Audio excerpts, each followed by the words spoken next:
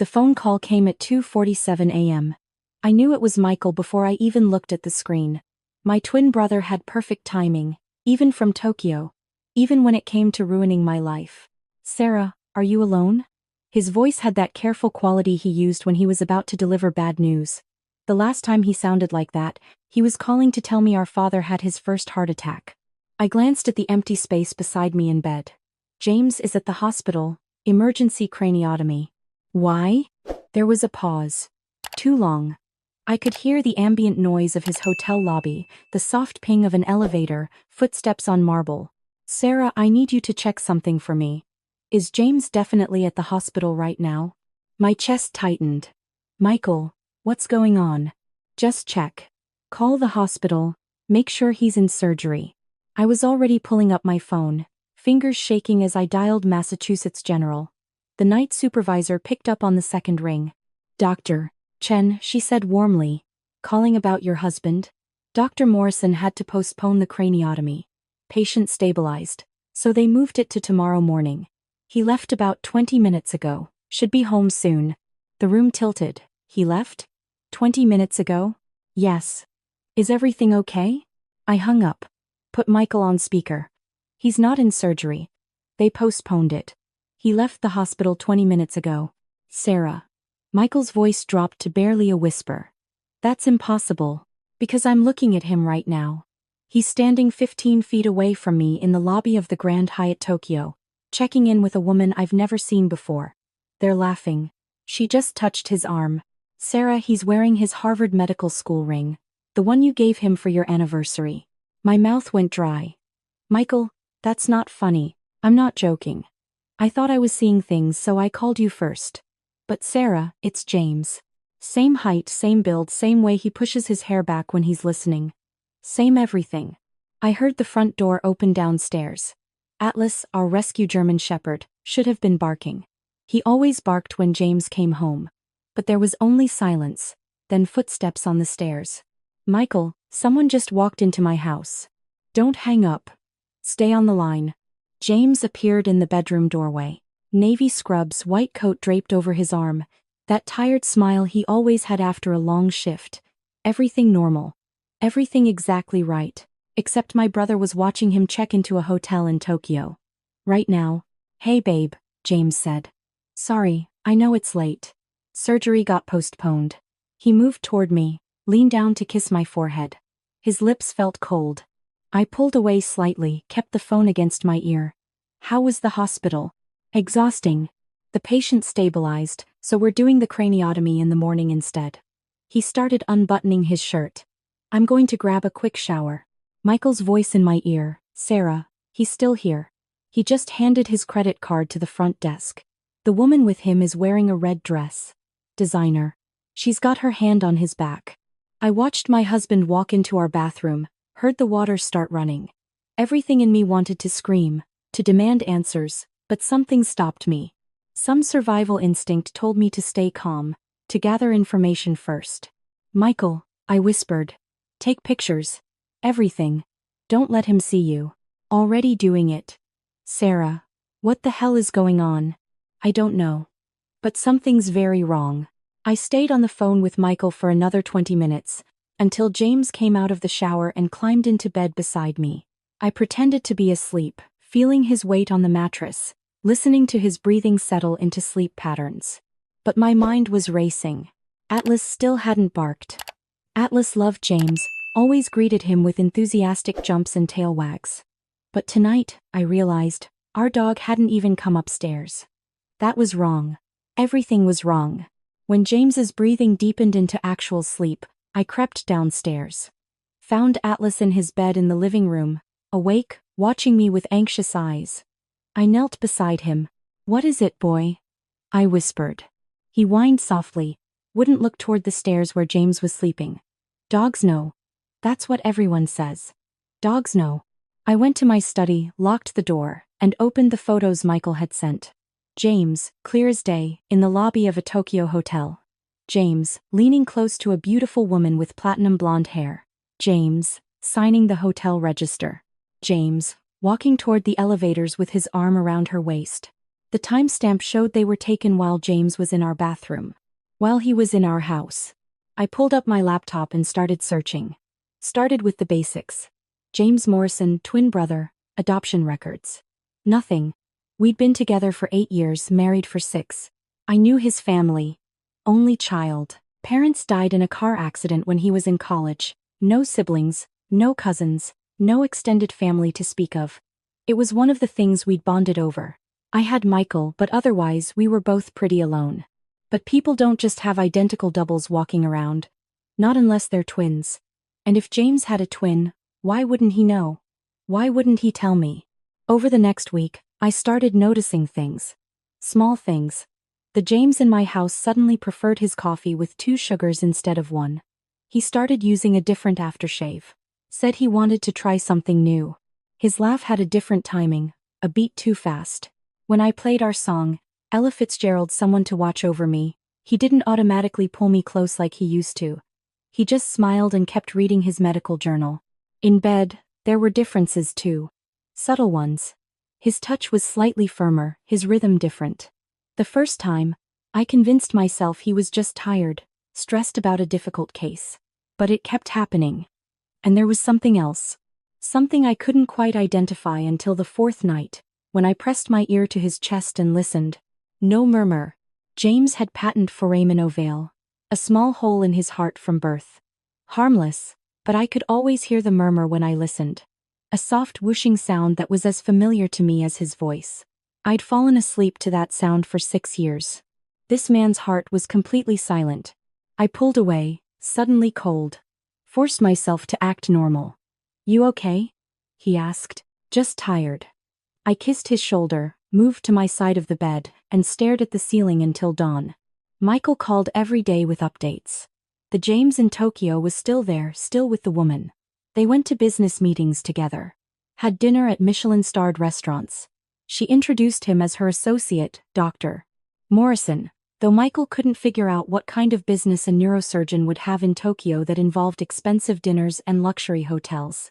On day 9, I made a decision.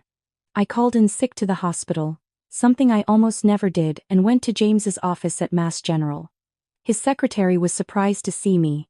"Dr. Chen, Dr. Morrison didn't mention you were coming by.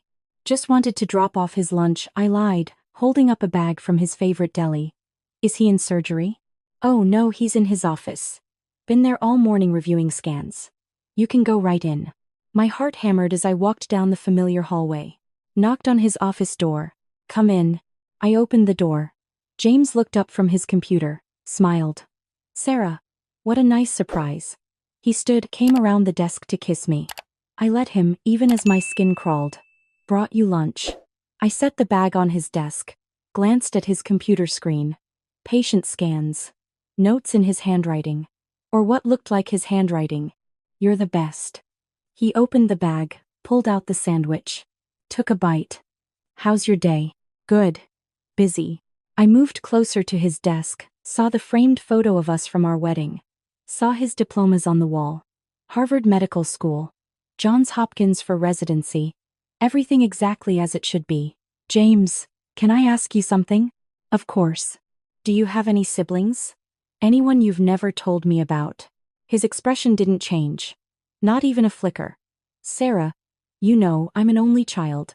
Where's this coming from?" "Just curious. You never talk about wanting siblings." "Never really thought about it." He took another bite of his sandwich. "Is something bothering you?" "No. Just been thinking about family lately." I kissed his cheek. "I'll let you get back to work." I left his office, but instead of leaving the building, I went to medical records, called in a favor with an old colleague. "I need you to pull up Dr. James Morrison's employment records. Specifically, his logged hours for the past 2 weeks." She typed, frowned at her screen. "That's weird." "What?" "He's been here every day. Full shifts. Even pulled a double on Thursday. But..." She scrolled down. "There's a note here about him requesting time off next week for a medical conference in Seattle." Seattle. Not Tokyo. But still, a trip I knew nothing about. "Can you print this for me?" That night, I waited until James fell asleep, then went through his things. His briefcase, his laptop, his phone. The phone was the key. I knew his passcode, his birthday plus mine. But when I tried it, the phone wouldn't unlock. He'd changed it. In 6 years, he'd never changed his passcode. He'd never had a reason to. We trusted each other. Or I thought we did. I tried other combinations. Our anniversary. Atlas's adoption date. My birthday. Nothing worked. I was about to give up when I remembered something. The old iPhone he kept in his nightstand drawer. The one he'd replaced 6 months ago but hadn't gotten rid of yet because it had photos he wanted to transfer. I found it, plugged it in. It had just enough charge. Opened to his old passcode without issue. And there in his email I found everything. An email thread with someone named Jonathan. The most recent message was from 3 weeks ago, the day before Michael saw James in Tokyo. Remember, no shellfish. She'll notice if you have an allergic reaction. Coffee. 2 sugars now. You need to switch. I've been gradually changing it over the past month. She tracks everything. The dog might be a problem. Avoid him when possible. Atlas knows. Dogs always know. I scrolled up, hands shaking. Phase 1 complete. I've been accepted to the Seattle Medical Conference. That gives us the window we need. You'll have 3 weeks. That should be enough time to access her accounts, transfer the funds, and get the formula. Her mother's Alzheimer's research is worth millions. Every pharmaceutical company wants it. We copy it, sell it, disappear before anyone knows what happened. Further up, I found you through the DNA site. Couldn't believe it when your profile matched mine 100%. We're identical twins, Jonathan. Separated at birth, different adoptive families. This is fate. We can help each other. I need money. You need a new life. She's a cardiac surgeon. Her family has money. Between her inheritance and her mother's research, we're talking tens of millions. You play me, I'll handle the business in Tokyo. She'll never know. My vision blurred. I kept reading. Months of planning. Photos of me, my routines, my schedule. Notes on my mother's Alzheimer's research, which I had access to as her medical proxy. Bank account numbers, investment portfolios, everything. James had a twin. A twin he'd found through a DNA ancestry site. And they'd planned this together. The man sleeping in my bed wasn't my husband. He was Jonathan. A stranger who'd studied my life like it was a medical textbook, learned every detail, every habit, every preference. And he'd been living in my house, sleeping beside me, for almost 2 weeks while the real James was doing God knows what in Tokyo and Seattle. I took screenshots of everything. Sent them to my own email. Then carefully put the phone back exactly where I found it. Went back to bed. Lay there beside a man whose face I knew better than my own but who was a complete stranger. In the morning, I acted normal. Made breakfast. Kissed Jonathan goodbye when he left for the hospital. Then I called Michael. I need you to find James. The real James. He's not in Tokyo anymore. Check Seattle. Every hotel. Every medical facility. And Michael, be careful. I don't know what they're capable of. What about you? I'm going to the FBI. Special Agent Rebecca Torres listened to my story in a small conference room at the Boston field office. I showed her the emails, the photos from Tokyo, the hospital records showing James in 2 places at once. She took notes, her expression carefully neutral. Dr. Chen, this is one of the most elaborate identity theft cases I've seen. Your husband and his twin are attempting to steal not just money, but intellectual property worth potentially hundreds of millions. Your mother's Alzheimer's research alone could be groundbreaking. If they sell that formula to the wrong buyer, can you help me find him? The real James? We're already on it. She made several calls, spoke in low tones. Hung up. We've located a James Morrison at a hotel in Seattle. Checked in 5 days ago. Hasn't left his room except to order food. My colleagues are on their way there now. Is he okay? We don't know yet. She leaned forward. Dr. Chen, we need you to act normal. Keep going to work. Keep interacting with Jonathan as if nothing's wrong. We need to catch him in the act of accessing your accounts or trying to steal your mother's research. Can you do that? Could I? Could I sleep beside a man I now knew was an imposter, let him touch me, kiss me, pretend everything was fine? I thought about James. The real James. Wherever he was, whatever was happening to him, he needed me. Yes, I said. I can do it. The next 5 days were the longest of my life. I went to work at the hospital, came home, had dinner with Jonathan. He was good. I'll give him that. He'd studied James so thoroughly that most people would never notice the differences. But I did. Now that I knew, I saw everything. The way he held his fork slightly wrong. The way he paused half a second too long before laughing at my jokes, like he was calculating the right response. The way Atlas wouldn't come into the same room when he was there. On the third night, Jonathan made his move. I woke at 3 a.m. to find him gone from bed. Found him in my study, USB drive plugged into my laptop, downloading files, my mother's research. Years of work, formulas, trial data, everything. I watched from the hallway. Took a video on my phone. Sent it to Agent Torres. Her reply came instantly. Team is moving in. Stay in bedroom. Keep door locked. I backed away quietly. Went to our bedroom. Locked the door. Heard Jonathan come back up the stairs 10 minutes later. He tried the door. Sarah? Why's the door locked? Sorry, must have done it in my sleep. Hang on. I counted to 10. Unlocked it. He came in, slipped back into bed. Wrapped his arm around me. Everything okay? Fine. Just tired. Me too. He kissed my shoulder. Big day tomorrow. Yeah, I thought. Bigger than you know. The FBI came at dawn. I heard the front door slam open, heard Agent Torres's voice. FBI. James Morrison, you're under arrest. Jonathan bolted upright. Looked at me. And in that moment his mask dropped. I saw who he really was. Not my husband. Not even close. Just a con artist who'd studied a role and played it well. You knew, he said. Dogs always know, I replied. You should have paid attention to Atlas. They took him away in handcuffs. Agent Torres sat with me in the kitchen while other agents searched the house. We found your husband, she said, the real one. He's okay. Dehydrated. Malnourished. But okay. They kept him locked in a storage unit in Seattle. Jonathan was supposed to keep him there until he finished accessing your accounts. Is he diabetic? I asked suddenly.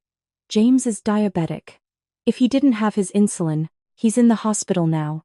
He's going to be fine. He's asking for you. They flew me to Seattle that afternoon. I walked into his hospital room and there he was. My James. Thinner, exhausted, with a healing bruise on his temple, but alive. He looked up when I came in, and his eyes filled with tears. Sarah, I'm so sorry. I didn't know. I met him online, thought it was amazing that I had a twin. He suggested meeting in person. And I was so stupid. I trusted him. He drugged me, and when I woke up, I was locked in that storage unit. I sat on the edge of his bed, took his hand, pressed my ear to his chest. There it was, the murmur. That soft, familiar whooshing sound. This is you, I whispered. You're really you. It's me. He pulled me close. How did you know? How did you figure it out? Your heart, I said. Jonathan's heart was too quiet. They arrested Jonathan on multiple charges. Identity theft, fraud, kidnapping, attempted theft of trade secrets. The woman from Tokyo, Elena, turned state's evidence in exchange for a reduced sentence. She revealed the full scope of their operation. They'd done this before, to other people, found lookalikes through DNA sites, studied them, replaced them long enough to steal their lives piece by piece. James and I went to therapy. Both individual and couples. The trauma of what we'd been through didn't disappear overnight. He had nightmares about the storage unit. I had anxiety about trusting anyone. But slowly, we healed. 6 months later, I did something that surprised everyone, including myself. I started a foundation called Twin Identity, dedicated to helping victims of elaborate identity theft and raising awareness about DNA database security. My first client was a woman from Oregon whose life had been stolen by someone who looked just like her. James and I also got Atlas a friend. A rescue puppy we named Scout. Because if there's one thing I learned from all of this, it's that dogs always know the truth. Even when we can't see it ourselves. I still get emails sometimes from Jonathan. From prison. Always the same message. I could have done it if it wasn't for the dog. He's wrong, of course. It wasn't just Atlas.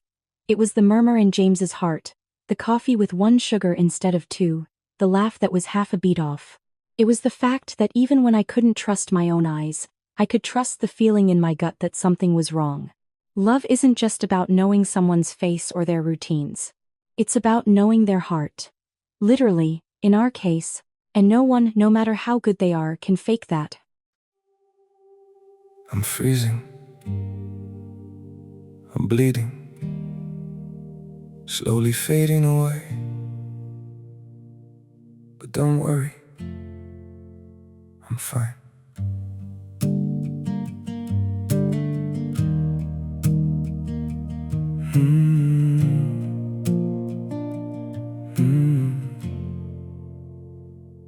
The cold has settled in my heartbeat, like winter living in my veins. Every breath feels numb and fragile. Every smile just hides the pain. I'm breaking quietly in silence, falling slow without a sound. Yet I keep saying I'm okay, while my world burns to the ground. I'm frozen here, I'm bleeding slowly, dying piece by piece inside.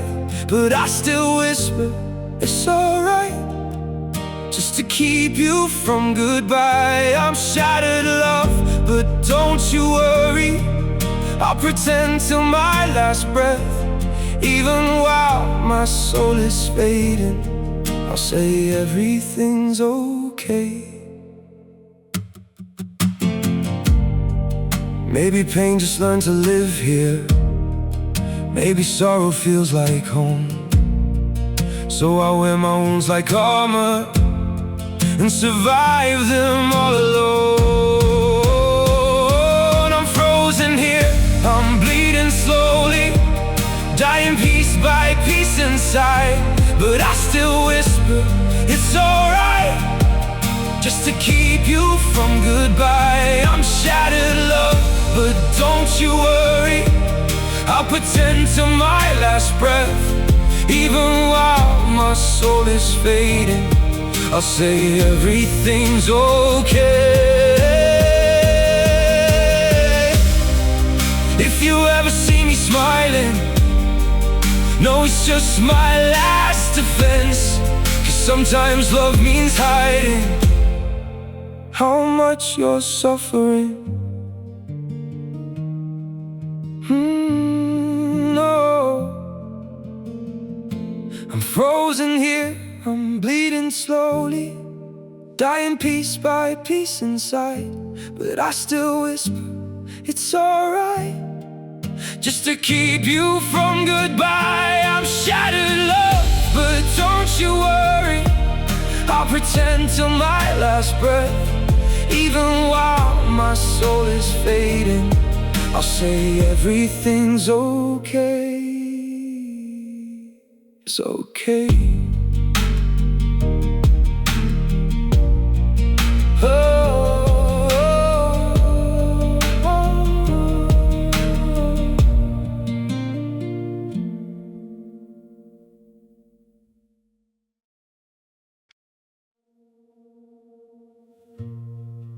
Don't pity me.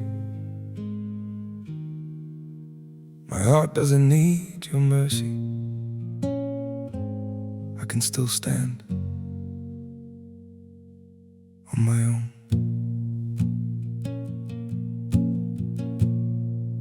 I was broken by your leaving, fell deeper than I thought I would. But pain has taught me how to heal now and survive what once I couldn't. You don't have to look back sadly, don't reach out with guilty hands. What you shattered made me stronger. Now I rise where I once collapsed. My heart doesn't need your pity, not another empty sign. I've got enough strength left within me to rebuild this life of mine. My feet are steady through the sorrow, I can stand through all the pain. You don't have to save me, darling, I'll learn to breathe again.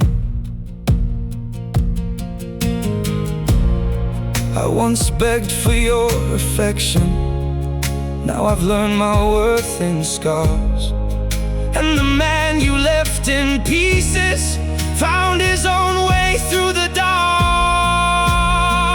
My heart doesn't need your pity, not another empty sign. I've got enough strength left within me to rebuild this life of mine. My feet are steady through the sorrow, I can stand through all the pain. You don't have to save me, darling, I'll learn to breathe again.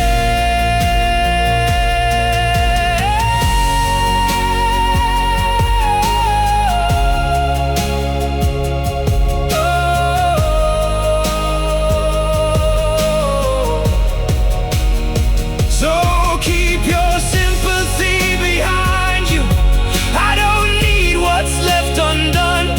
Sometimes losing who once broke you is how healing has begun. My heart doesn't need your pity, not another empty sign. I've got enough strength left within me to rebuild this life of mine. My feet are steady through the sorrow, I can stand through all the pain.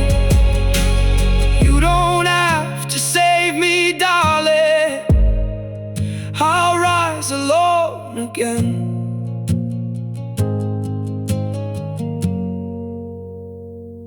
I'll rise alone